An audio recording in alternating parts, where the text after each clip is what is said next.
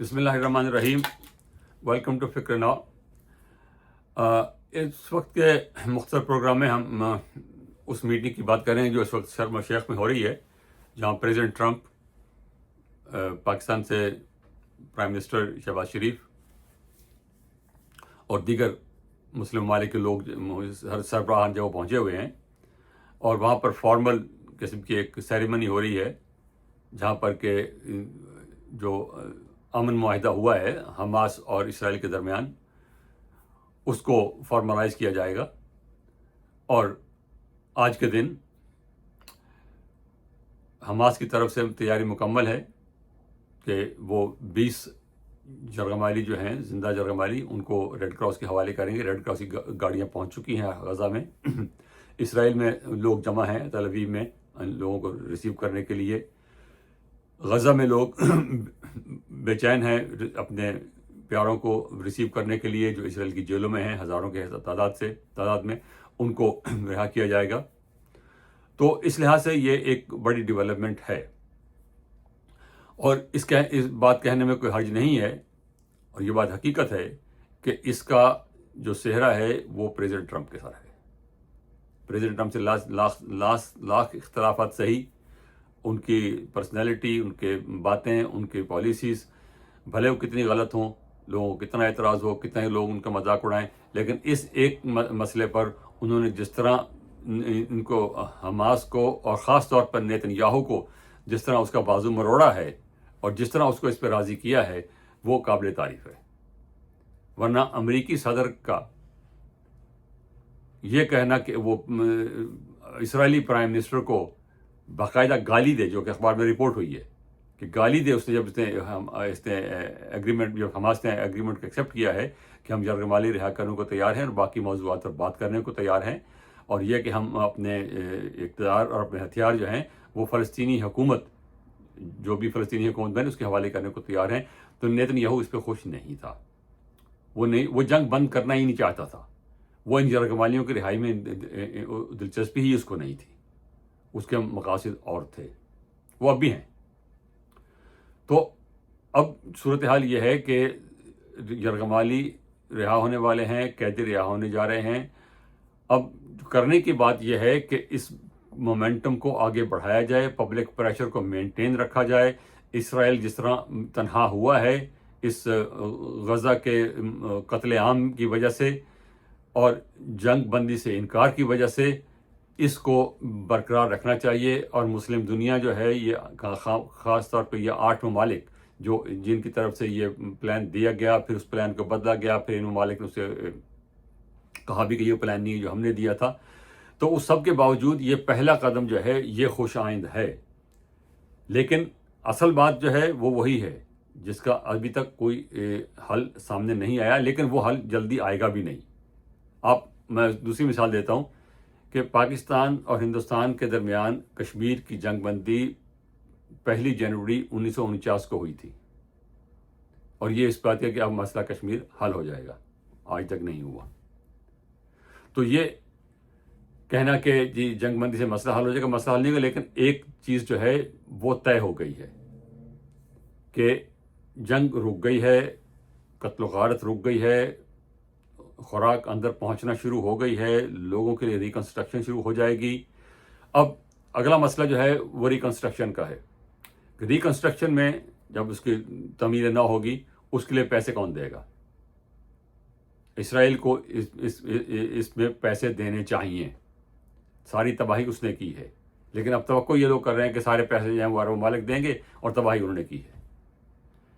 तो अब ये तय होना बाकी है कि 50 अरब डॉलर का वो बता रहे हैं कि कम से कम लगेंगे गज़ा को दोबारा तामीर करने के लिए, पहले उसका मलबा उठाने के लिए, जितने हज़ारों लाखों टनों के हिसाब से जो मलबा बना दिया है घरों का और हस्पतालों का और स्कूलों का और कॉलेजों का, उनका मलबा उठाने के लिए बहुत पैसा चाहिए। फिर उस मलबे पे हटा के उसमें तामीर नौ के लिए, फिर अगला मसला ये है कि इस तामीर नौ में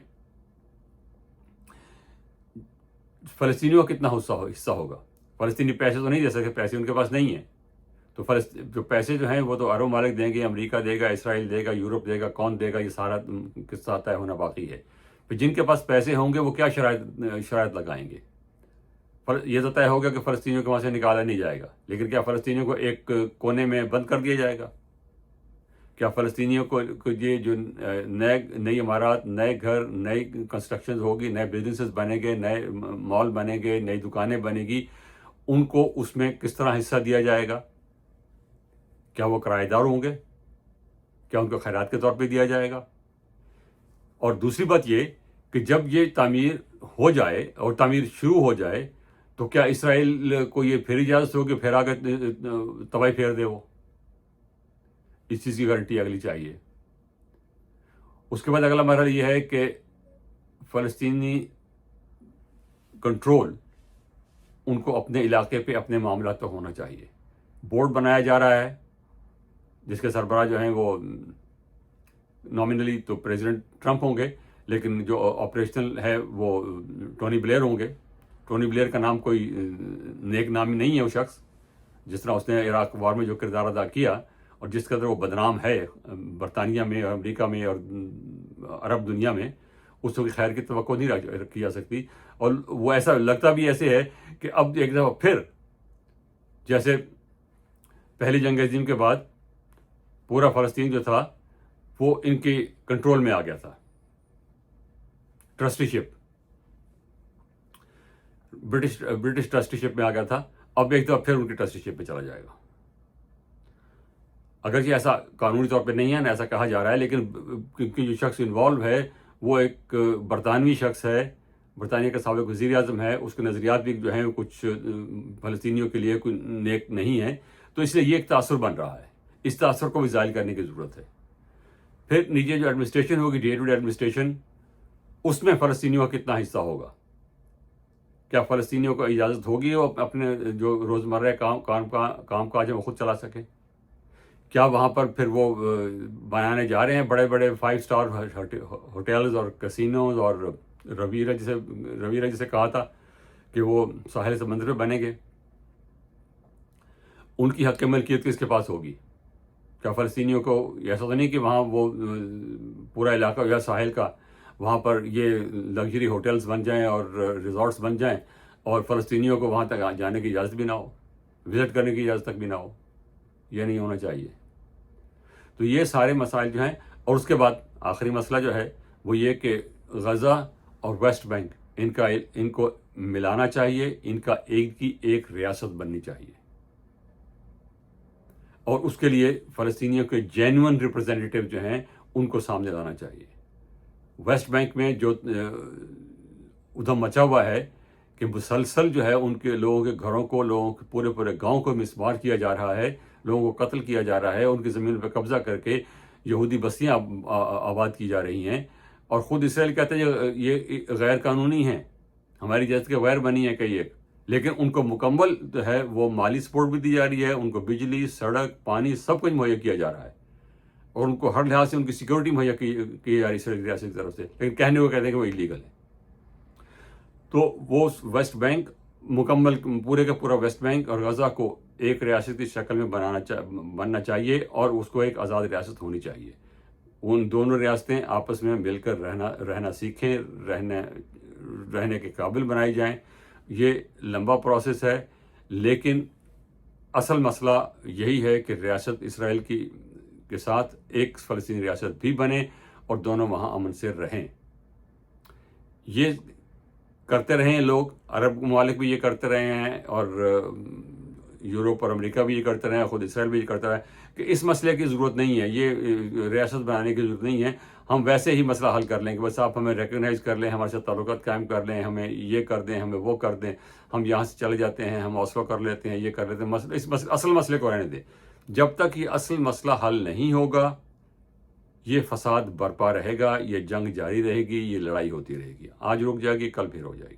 اس لیے پلیز اصل مسئلے کی طرف توجہ دیں ابھی سے، اور میں یہ پھر کہہ رہا ہوں کہ یہ مسئلہ 10 دن میں، مہینے میں، سال میں، 2 سال میں حل ہونے والا نہیں ہے، لیکن اس کے لیے ایک روڈ میپ واضح ہونا چاہیے، تو کہ وہاں تک جا کے بات رکے گی اور یہ آخری منزل ہوگی، اور آخری منزل آزاد فلسطینی ریاست ہے۔